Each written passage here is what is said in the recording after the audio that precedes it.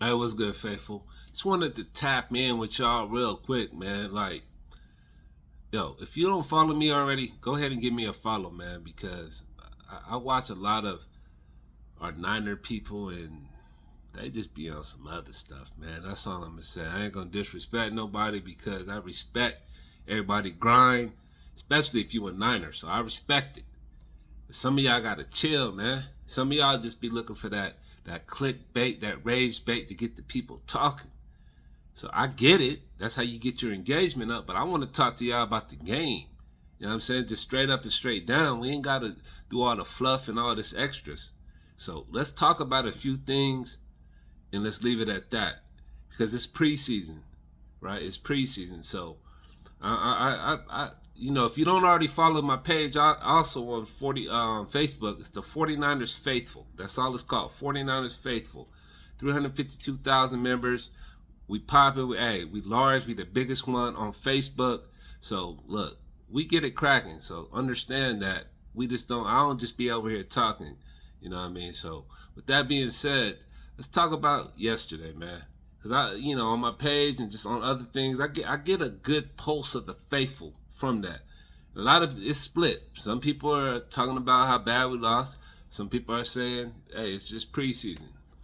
And I'm in the middle. I don't like the way we lost, but look, man, it's just preseason. You don't measure your team by wins and losses in preseason. You're looking for your players, specific players. You're trying to see how they react and how they look in game time situations. That's what you're looking for. You're not looking to see if you're going to win. If you're looking to see if you're going to win, then you're going to play your first stringers and your second stringers. 49ers, for the majority of the game, had third, fourth, and fifth stringers out there.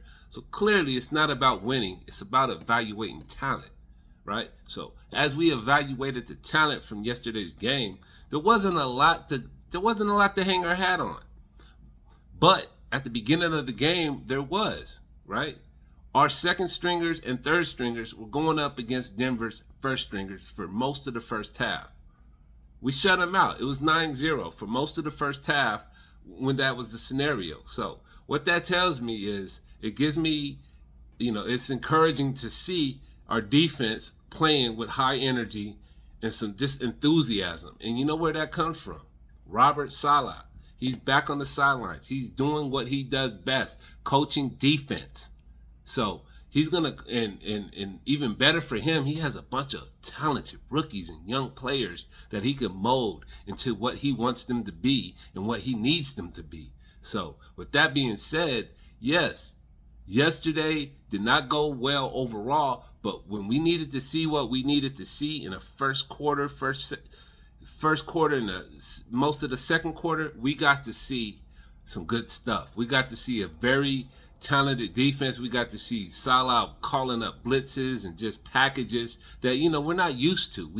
Our defense has been kind of stagnant the last couple of years. So now we got Salah back on the sidelines. You about to have these guys going and going hard, all gas, no breaks. And that's what I like to see. And that's what I saw for the first quarter when our second stringers, not even our starters, but our second stringers that had a lot to prove, were in there against Denver's first stringers. We played well, and that's all you could ask for. And I salute them.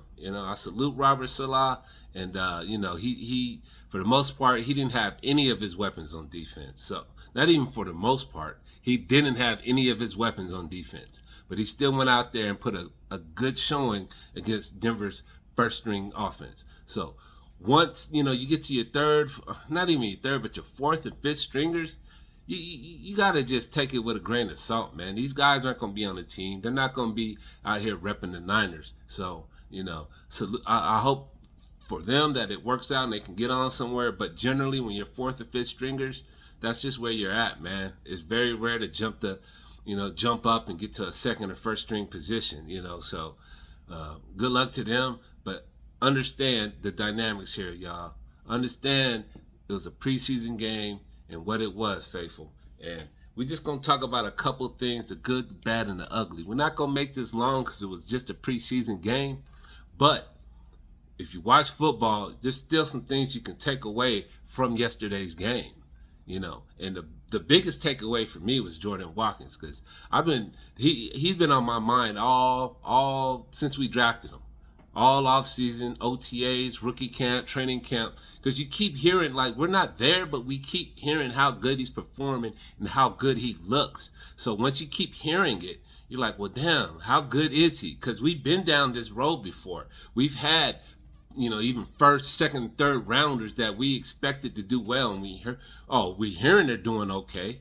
But when they may even do good in preseason, but when it comes down to game time, they haven't produced. Y'all remember Danny Gray, Jalen Hurt, whatever. I forgot his name because I had to block it out of my mind. I was so mad about that pick. But Hurt, whatever his damn name was. We had a lot of guys like that. Even Jacob Cowing right now. We don't know what we're getting out of these guys. So, you got to take it with a grain of salt. But it was really encouraging yesterday to see Jordan Watkins get out there, because we've been hearing nothing but good things about him.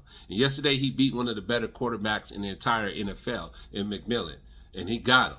So when you look at what he's capable of, you look at his 4.37 40-yard speed, you think, okay, we might have something we can work with. And we're going to need to have him to work with, because our 49er wide receiver depth chart is not as good as we'd like, right? It's not where we need it to be. There's a lot of lingering injuries, a lot of question marks.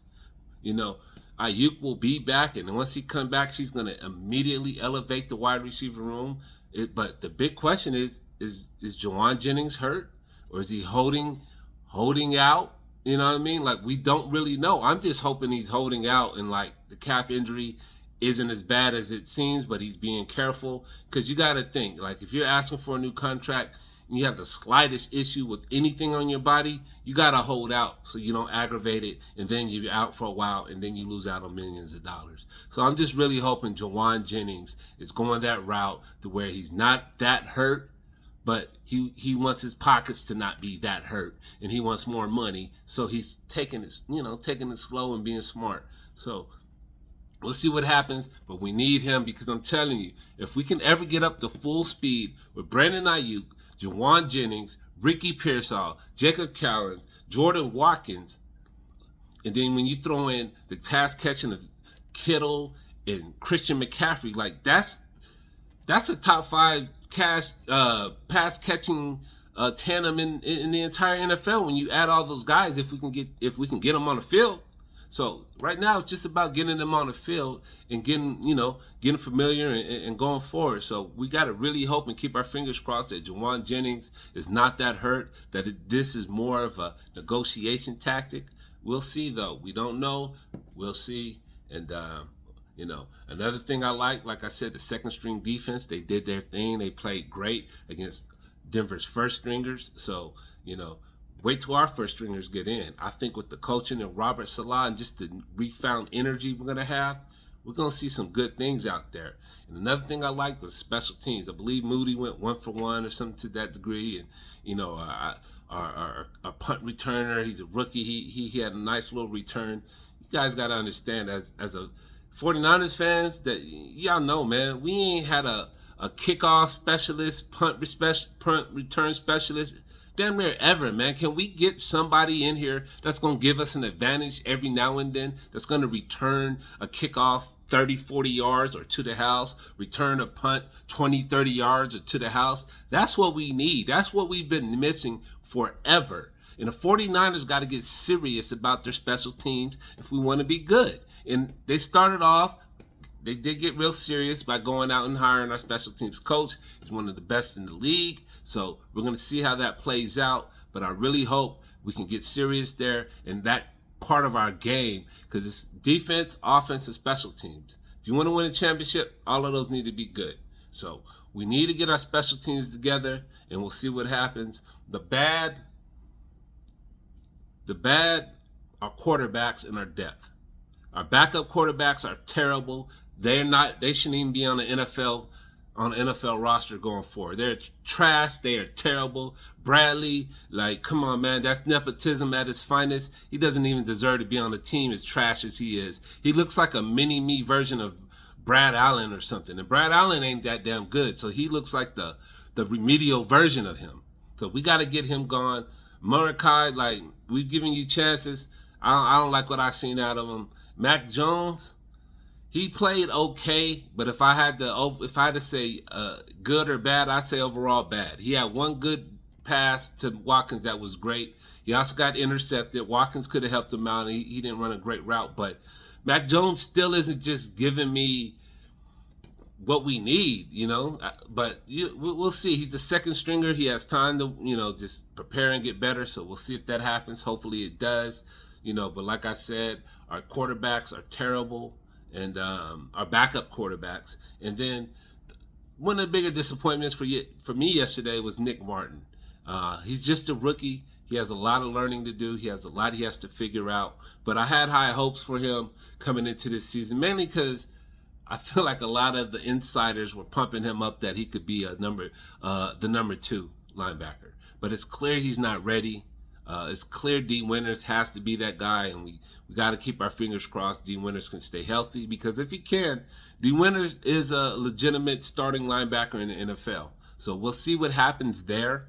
But Nick Martin, it was disappointing, but one of the things you got to do is look at the flip side of it. And for me, with Nick Martin, he didn't do well, but it's almost good so he can get the coaching, he can get the understanding, he can prepare better. Now he sees the NFL speed. He sees how hard it is to even tackle second, third, fourth string players. The NFL speed is different. So he's going to have to change his approach and improve there. And I think he can, and he's going to have to if he wants to get on the field. So on one end, it sucks he had such a terrible game. But if you're a really good player, you'll take that terrible game and you'll look at what you did terribly and what you could have did better, and you'll do better. So we got to keep our fingers crossed. That's what's going to happen with him. He's going to look at the tape and understand his mistakes and understand his angles, his over pursuits, and get better. And that's what we're going to need him to be. He's a rookie, so he has a little leeway. And that's why games like yesterday and hopefully a game like next Saturday against the Raiders will help him. That's what we need. He needs reps. All of these guys do. And the ugly, we're just going to say it, man. It's depth. It's depth. The ugly is depth. Every position. Running back, quarterback, defensive line, offensive line. Now quarterback. Like, our running back depth is horrible. We got Christian McCaffrey, who we're keeping our fingers crossed that he can stay healthy. And then you have to worry about Isaac Guerrero, who I just had big hopes for, but now he's seeming to be injury prone. And then our rookie running back that we drafted, Jordan. I don't know, man. We got to see how we go with it. But our running back depth is shaky. Our cornerback depth, I like the three to four corners we have, but this is the problem. If any one of them go down, which at some point in the season, someone's going down. It's just a matter of how many games. So if someone goes down at cornerback position, we're going to be in serious trouble. And the same thing at every other position. Defensive line. We have a little depth there, but not enough at defensive tackle. So we'll see. Offensive line, the same thing. Quarterback, we need Brock Purdy to stay healthy 17 games, man, because if he doesn't, we're in fucking trouble, guys. But, we'll see what happens. That's my thoughts on the first preseason game. Nothing to worry about, nothing to get all your pennies in a bunch about. It's about reps and experience right now. It's not about wins and losses. So next week, I imagine we'll have more starters as we go to Las Vegas. I'll be out there. Come check us out at the Hard Rock Cafe Friday night, 5 p.m. to 10 p.m. We're going to be partying. Look it up, goldrushtourus.com. And you can go out there and you can get you a ticket to it, because we're going to be partying. We're going to be having fun. It's just preseason. But one thing the Niners and the Niner fans know how to do is travel and turn up when we do. So I'll see y'all there, man.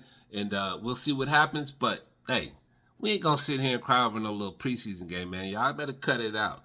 We got starters that are ballers and that are going to come out and show out. So let's see what we do. Let's keep the vibes high. Robert Salah is back. And, hey, Niners defense, we're going to be all right. Niners offense, Brock Purdy leading us, we whooping ass. I don't give a damn what y'all say. Bang, bang, Niner gang.